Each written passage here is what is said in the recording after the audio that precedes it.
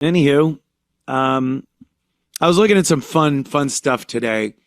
Um, I love PSAs. PSAs, public service announcements. You don't see these anymore. I don't know why. I guess I'm trying to think of why. Like there are still things that are bad or dangerous or you should be aware of as the general public, but they just don't make PSAs anymore. They used to be on TV. Maybe, okay, I'm going to try to, because I'm trying to figure this out. I think there was a time where television had FCC rules where they had to allot a certain amount of time to serve the public interest. And these were done with PSAs. They were also done, remember, during the course of the night, the general manager of the station would just pop on and go, "Hi, I'm Bill Smith, general manager of WKTP. And I'm going to talk about, and he'd talk about some topic. Smoke detectors are very, black people let them beep in their house, and these are important to safety." You know, they'd say that, and then they go, "If you have an opposing viewpoint, send a postcard," and then they'd have a guy up there, and he would debate what the GM said or something. And that was under that public interest and public welfare or public, you know, the channel had to do something good for the people. It's part of the FCC rules. In between playing Gilligan's Island and The Odd Couple and Match Game, they'd have to do things that were good for the public. So I guess that went away, and networks just said, "Oh, we fill every second with money. We can be making money. Why would we do a PSA if we could put a 30-second commercial in there for something and actually make some cash?" So that's probably what happened. I'm just, spitballing here, as they say. But when I was growing up, PSAs were a huge part of television. Some of them were funny. Some of them were scary, diseases and fire and whatnot. And they were all what was going on at the time. Poverty. I remember one, and it was for the Fresh Air Fund. And they were talking to this black ghetto kid. And they asked him, like, what he wants to do in the country, if he was able to get out of the city and go to the country. And he's saying things like, I want to see a bull. I want to see a bull. I want to take a blanket and play bullfight. Like the kid thinks that's what's going on in the suburbs of New York City. Like you're out there in fucking Hauppauge, Long Island. You're in Ronkonkoma, the conch, fighting bulls in a field. So that one used to make me and my brother laugh all the time. But other ones were a little creepier. Here's one, like paint chips. Paint chip, fuck yeah. Why not paint fucking chip on a wall or something, a portrait? Paint chips were a big thing back in the olden days. If it was the 60s or 70s and you moved into an apartment and the paint was peeling, it was probably lead paint. And for some reason, kids found lead paint delicious. Couldn't get enough of it. Just loved it. Peel it off the wall, start eating it. And apparently, lead, when kids, babies especially, eat lead, it really goes to work on that brain of theirs and prohibits their ability to learn anything or, do anything. So they become what you call retarded. And people, I guess, didn't know. You put that crib against the wall with peeling paint and you just go, that's my baby. I'm going to put him near the paint chips. He loves the paint chips. and they needed to be told that eating paint chips was not good. Hence the PSA. This one's a little musical ditty, and the words are fantastic. Paint chip PSA from the late 60s, early 70s, I would gather. But here it is.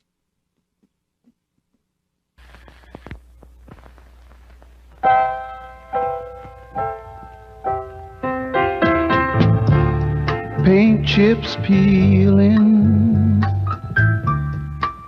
from the ceiling by my baby's bed, eating paint and plaster. I took him to the doctor.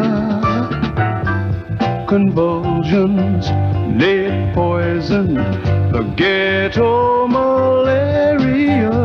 Ghetto Why, Lord, why? Landlord lazy, and I'm half crazy, 'cause my baby's dead. My baby's dead. My baby's dead. Landlord lazy. Jew. The landlord's lazy. Ghetto malaria. I had heard a lot of things over the course of my lifetime. I had heard a lot of things that pertain to the ghetto, impoverished minorities living in horrible conditions. But I will tell you, I had never heard that the effects of a baby eating lead paint was called ghetto malaria. It's fantastic. So creative, too. Paint peeling from the ceiling. No shoehorning there. The doctor line didn't rhyme, though. But then the surprise ending. They see the crib, and there's just a stuffed animal. My baby dead. My baby's dead. Some good shit right there. Do you think people were just laughing their ass off at that commercial, at that PSA back in the day, or they were like, this is so bad? Rats eating my sister's feet, but Whitey's on the moon. That was another good one. Here's a smoking PSA. PSAs about smoking were probably the number one PSA of all time. What happened? I just got a little jittery there on the screen. I think I'm good though. Smoking PSAs. When they really came to the conclusion that smoking was not good for people, they started putting out PSAs like crazy. I recall as a kid the warning on the side of the cigarette pack, and those have been there forever. Canada has some like ruthless ones where there's a picture on the front of the cigarette pack of rotted teeth and like stillborn babies and stuff. Are you getting an okay feed, Sean? I'm kind of getting a little jank. You sound like a robot for like 2 seconds, and then it's back to normal, and then it's back to robot. Okay. But up until about 1 minute ago when it started, everything's been fine. Yeah. Let me just look if anything's open here that I need to look at. No. Okay. All right, just froze up again. That's all about. Stupid. Yeah, I'm like froze. Oh, man. Yeah, you're frozen on my end here. I'm froze, right? Yep. Moving. Can you hear me? I can hear you. You're moving. The quality went down though. Your internet connection is unstable. Ooh, it's saying I'm unstable. But I'm Ethernet. I'm all good. I'm not Wi-Fi or anything. All right, we'll do a little IT for a second. Ethernet connected. Off. Wi-Fi off. I don't know. It's Opie getting revenge on me because I made fun of his video because it was really janky and bad. All right. Well, we'll see. We'll see how it does. Yeah. So smoking was a big PSA. Now, the warnings on cigarette packs are insanely fucking graphic and crazy. On my dad's cigarettes on the side, I remember the warning from when I was a kid. I remember exactly what it said. It said, not warning, it said caution. Caution. So don't not do it. But just if you're going to do it, caution. Now it's warning, warning, warning. Caution. Cigarette smoking may be hazardous to your health. That was it. That was it. Caution, cigarette smoking may be hazardous to your health. Then again, it may not be. So the tobacco companies were still really going balls out like, we're not going to let people know this is death on a stick in your mouth. But the PSAs started coming out and they were anti-smoking. But the thing is, and you'll see it in this PSA, it's not so much about health. It's just about you're an inconsiderate piece of shit.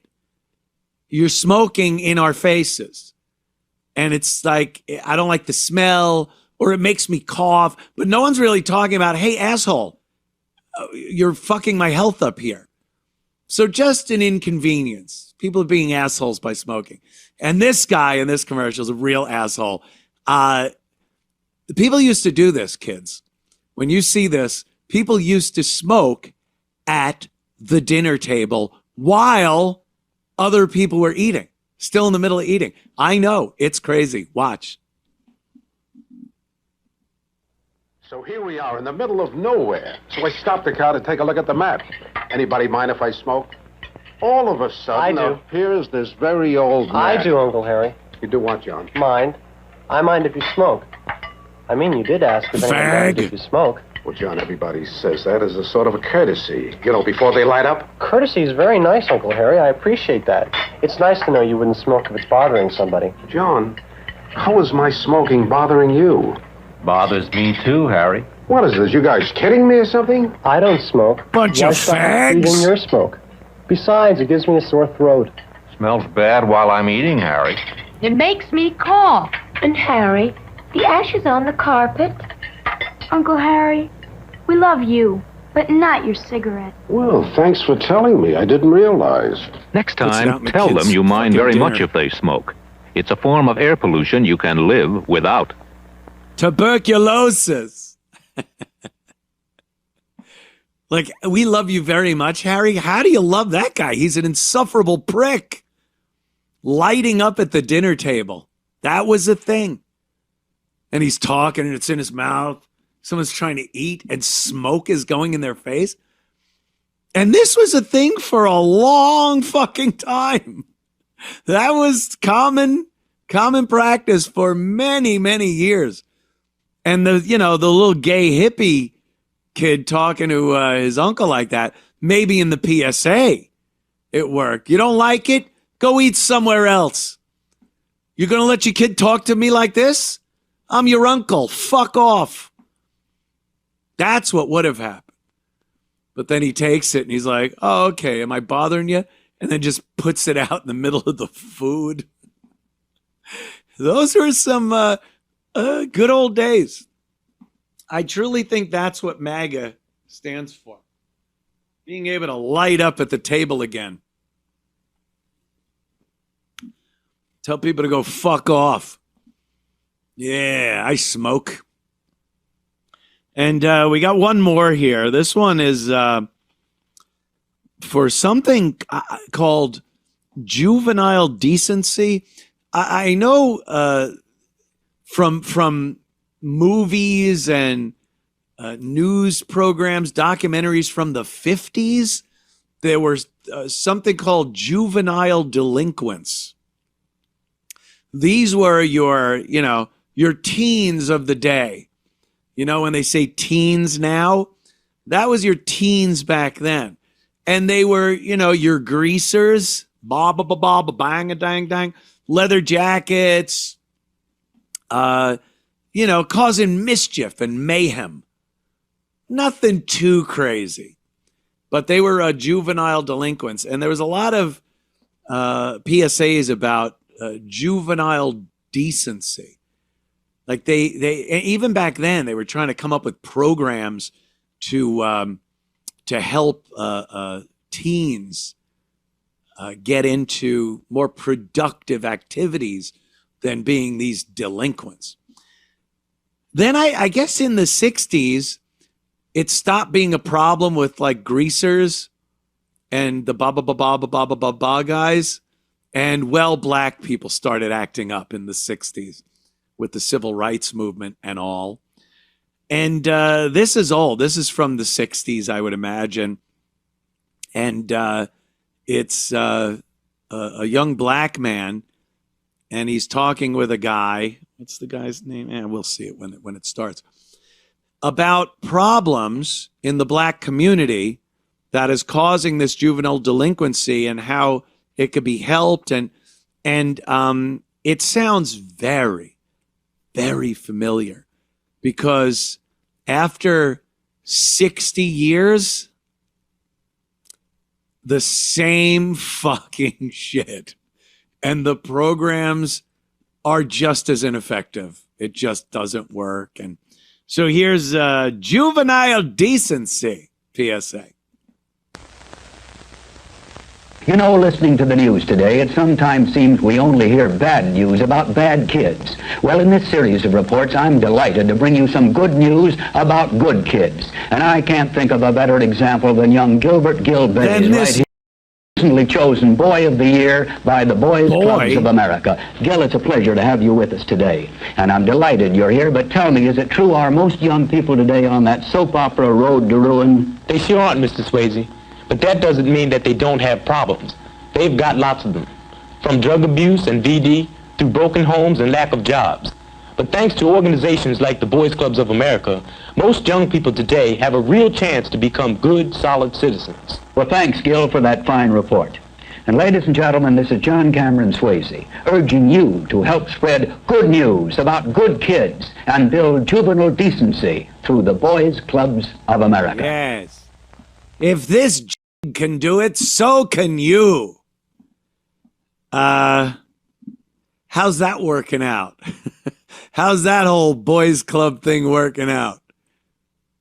Are they helping? Have they stemmed the epidemic of crime, violence, VD, lack of jobs, all that shit, illegitimacy? It's worse than it's ever been. I'm sure that guy wouldn't just walk into a drugstore, clear out a whole shelf, and walk out with impunity. But, you know, they were trying, I guess, back then. They realized there was an issue. Civil Rights Act was passed in, 65? And then, shortly after, they had to start running these PSAs. Yeah, we lightened up. All that Jim Crow stuff, and now, we got our hands full. We got our hands full with these guys. Next week, we'll talk to another John Cameron Swayze. He used to do Timex commercials. They'd take a Timex and have a truck run it over, and then they'd take it out of the tar and go, still ticking. Little history, little television history from your old pal Anthony today.